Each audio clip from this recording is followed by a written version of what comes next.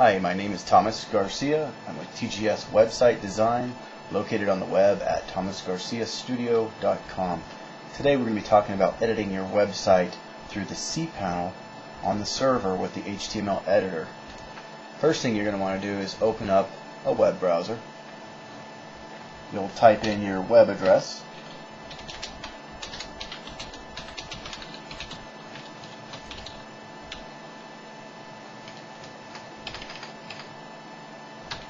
And you're going to follow it by a / and the word cPanel. C as in Charlie, P-A-N-E-L.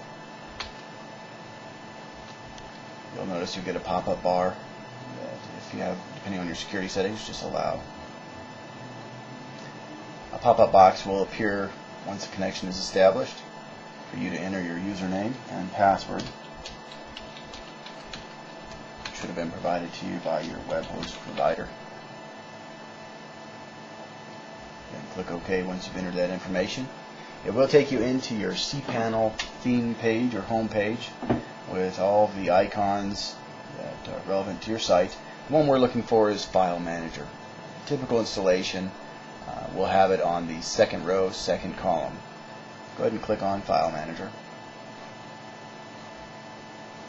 It's going to open up the root directory of your website.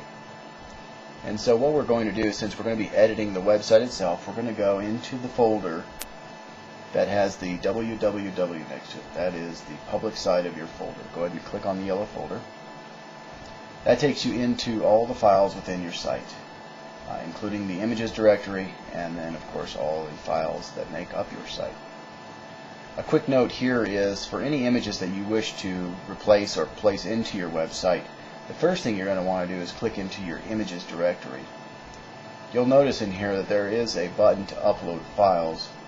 If you select that button, you can upload multiple photos at a time, and so 12 photos at a time, and then it'll tell you how much free space you'll need to upload those photos and so on.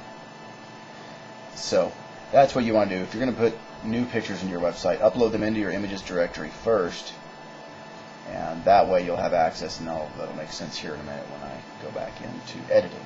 So now we're back into the public HTML or www folder. In most cases, web designers will build your site with the names of the pages as the file names. So for example, about us, clients, contact us, information on our services, followed by whatever type coding it is. So in this case it's .html, with one exception. The home page is named index, I-N-D-E-X .html or index.php, depending on what kind of website you're running. But index is your home page. So for this example, we're going to go ahead and edit our home page. So I find index.html and I'm going to click on it.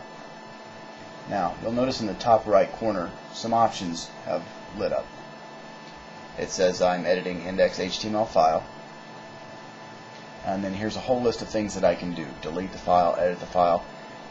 The biggest confusion is when people click on edit file. That's to edit the code behind the page. What we want is an actual screen that we can look at while we edit it, so it looks just like it does on the front page. So that's the bottom link. It's called HTML Editor. So go ahead and click on that link.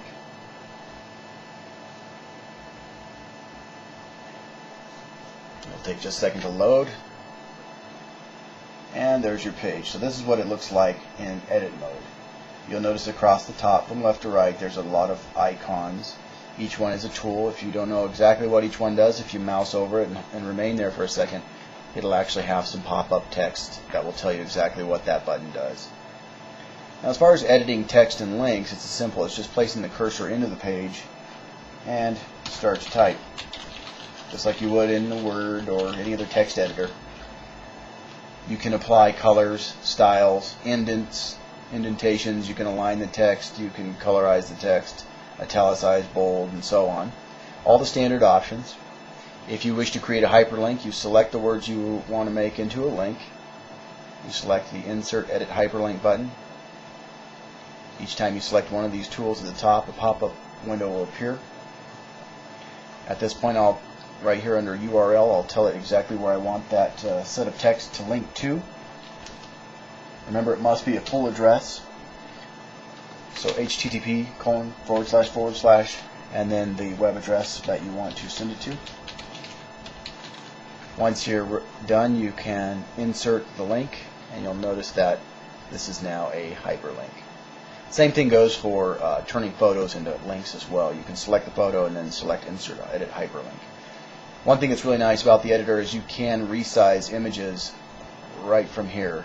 If you happen to upload an image that was a little too big, bigger than you thought it should be, you can grab it by the corner and resize it right here on the page by just dragging and dropping from the little corner boxes. As far as creating multiple pages, there's some advanced tutorials available for this. This is the beginner kind of overview for editing your pages. Once you're completed and done with your editing, what you'll want to do is make sure you click on Save. That's this icon right here at the top left, second to the right. And if you mouse over it, says Save. It looks like a little blue diskette. Once you click Save, you can close the window out and you'll be taken back to the rest of your files. You can continue editing. Again, we are a resource on the web. My name is Thomas Garcia. We are located at thomasgarciastudio.com. And if you have any other questions, please feel free to email me. I'd be happy to help.